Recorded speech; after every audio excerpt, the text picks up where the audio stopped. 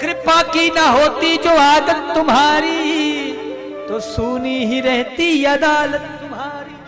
न हम होते मुलजिम न तुम होते हाकिम, न घर घर में होती इबादत तुम्हारी। उपदेश दो बाबा, कुछ बताओ। अच्छा तुम कहते हो तो थोड़ा उपदेश कर देता हूं, लेकिन फिर तुम्हारी मेरी सीक्रेट मीटिंग है, बैठना पड़ेगा। बोले पक्की बात। तो पितामह ज्ञान दे रहे हैं। सुनो, तुम गृहस्थी हो, राजा हो, बड़ी प्रसन्नता की बात है,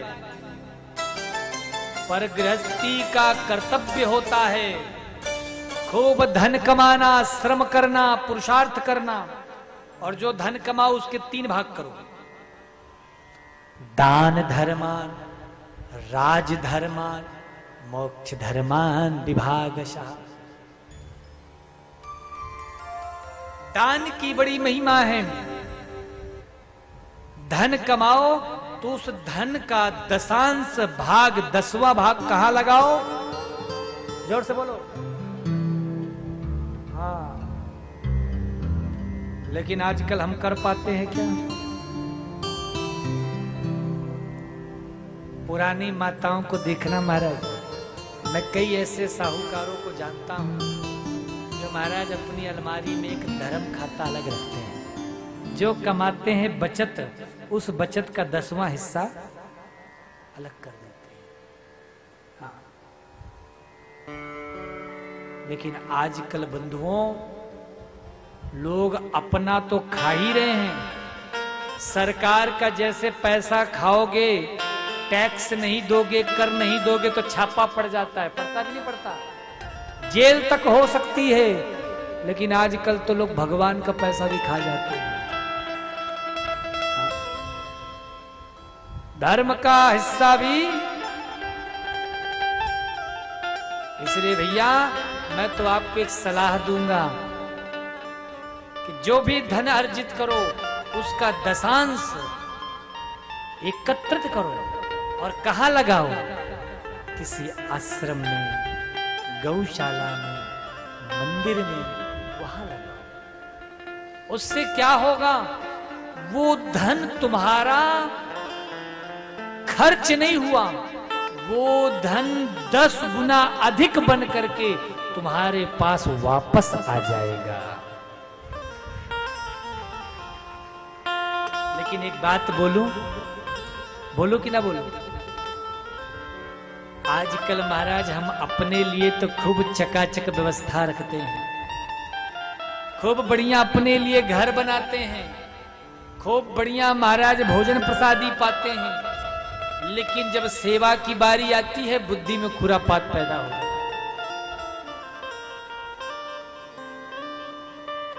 इसीलिए आप सबसे एक बात जरूर करूंगा, यदि आप इस कथा को सुन रहे हैं तो, यदि आप इस कथा को जीवन में उतारना चाहते हैं, सबसे पहला एक संकल्प जरूर लो, कुछ भी हो लेकिन जीवन में गौ सेवा अवश्य होनी चाहिए। कितने लोग यहाँ पे जिनके घर में गौ सेवा होती है? जरा हाथ ऊपर करके बताओ। आप लोग क्या गौ माता है?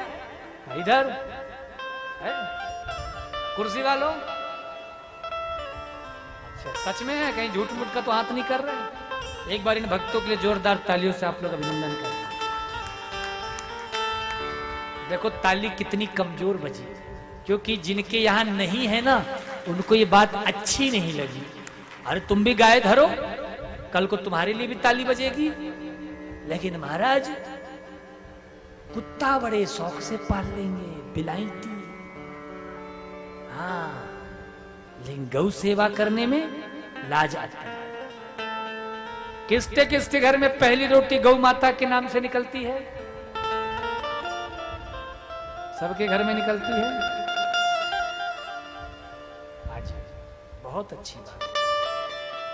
पहली रोटी गौ माता के नाम से और अंतिम रोटी कुत्ते के नाम से जरूर निकालनी चाहिए। आप सबको मैं ये सलाह दूं। और एक बात बोलूं आपको, देखो गंभीर बात बता रहा हूं।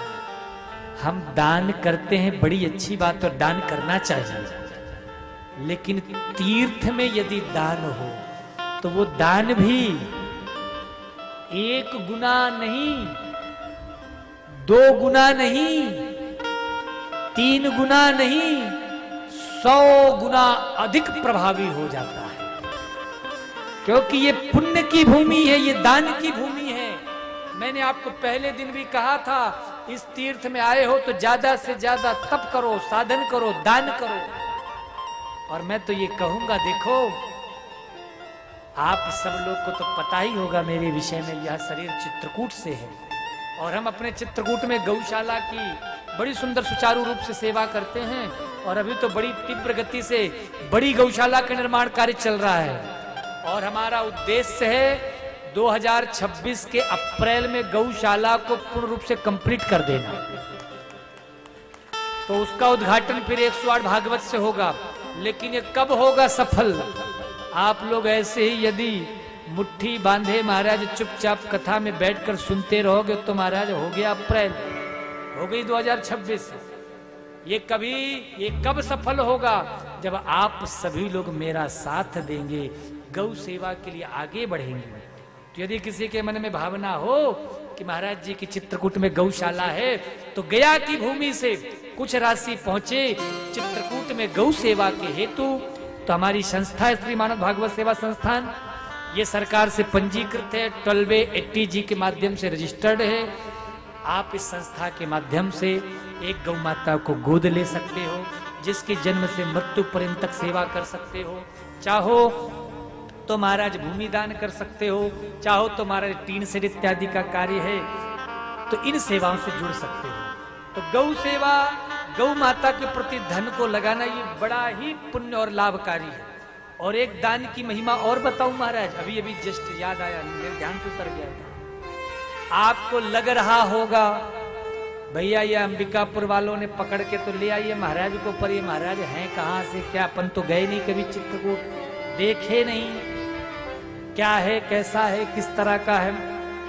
तो दान वहां जा रहा है, कितना सार्थक हो रहा है या नहीं हो रहा है, तो आपके लिए एक बड़ा सुंदर शुभ अवसर और उपस्थित हुआ है। बहुत से यहाँ भक्तों को पता है कि इस दास के द्वारा ही आपके छत्तीसगढ़ में ही, अंबिकापुर में ही श्री राधा कृष्ण मंदिर का भी निर्माण कार्य किया जा रहा है। कौन सा मंदिर?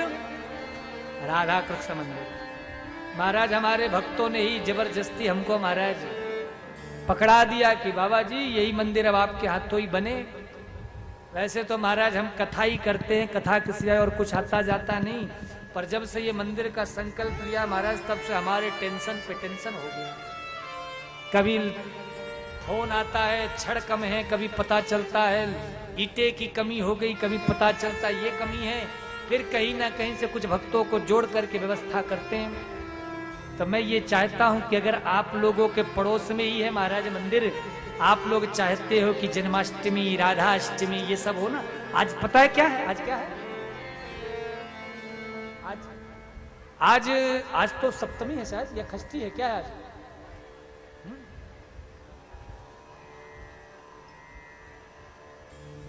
अपनी कथा पंचमी से शुरू हुई थी, तो आज यह षष्ठी है, सप्तमी है ना। अभी राधाष्टमी अपनी कथा में बीच में पड़ेगा महाराज, है ना। तो भगवत कृपा से नहीं होगा तो राधाष्टमी को बड़े भाव से मनाएंगे। तो इतने सारे उत्सव वह भी मनेंगे। और महाराज देखो मंदिर तो हम अपने सर में उठा के ले नहीं जाएंगे कि चित्रकूट ले जाएंगे, मंदिर भी वहीं रहेगा, ठाकुर बाड़ी भी वहीं रहेगी, सेवा भी वहीं होगी। यदि किसी के मन में भावना हो कि भैया मंदिर निर्माण में हमारी भी सेवा जुड़े, तो आप सभी लोग अवश्य यहाँ कार्यालय लगा है, तो ध्यान दीजिएगा। मंदिर की रसीद अलग है। अगर आप मंदिर सेवा से कुछ सेवा करना चाहते हैं तो हमारी अंबिकापुर के मंदिर की रसीद अवश्य लेंगे, और जो गौ सेवा से जुड़ना चाहते हो वो गौ सेवा की रसीद लेंगे। तो आप सभी लोगों के पास दान जैसा पुण्य कमाने का भी अवसर उपस्थित हुआ है। तो ऐसे महाराज गया की पावन भूमि से खाली हाथ मत चले जाना। यहां से आए हो महाराज तो कुछ लुट करके और कुछ लुटा करके जाना। यहां से ऐसे जाओगे तो निश्चित है कहीं और लुटने की जरूरत पड़ेगी ही नहीं, क्योंकि ये बंसी वाला एक बार हाथ पकड़ लिया तो फिर इधर उधर कहीं गिरना ही नहीं। तो आप सभी लोग गौ सेवा से, राधा कृष्ण की मंदिर सेवा से भी जरूर जुड़ेंगे। तो स्वयं पितामह भीष्म कहते हैं, तन पवित्र सेवा किए धन पवित्र करिदान, मन पवित्र हरि भजन सो होते त्रिविधे कल्याण। शरीर सेवा से पवित्र होता है, धन धर्म से पवित्र होता है और मन भजन से पवित्र होता है। अंत में भगवान पितामह भीष्म स्तुति करते हैं और महाराज यह 11 श्लोकों से स्तुति हो रही है। एकादशी की तिथि है, भीष्म एकादशी आ गई, सूर्य भगवान उत्तरायण हो गए हैं, तो पितामह भीष्म स्तुति कर रहे हैं। सुंदर महाराज भाव से आओ हम सब भी ठाकुर की स्तुति करें। इतिमति रूपे कल्पिता वितृष्णा, इतिमति रूपे कल्पिता वितृष्णा, भगवती सात्वते पुंगवे विभूमि।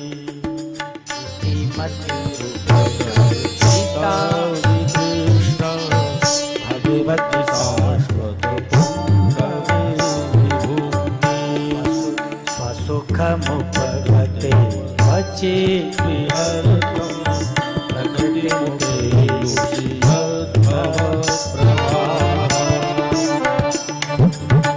त्रिभुवन कमलं तमालवर्णं, त्रिभुवन कमलं तमालवर्णं, रविकर गौरव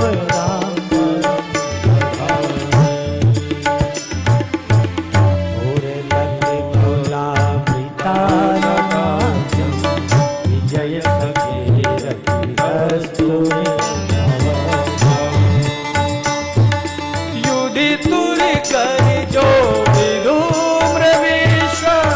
कचलुलित श्रम वार्यलंकृतासे, मम निशित शरैर्विविध्यमान, त्वचिविलसत् कवचेस्तु कृष्ण आत्मा। सपदि सखी वचनमते, निज परयो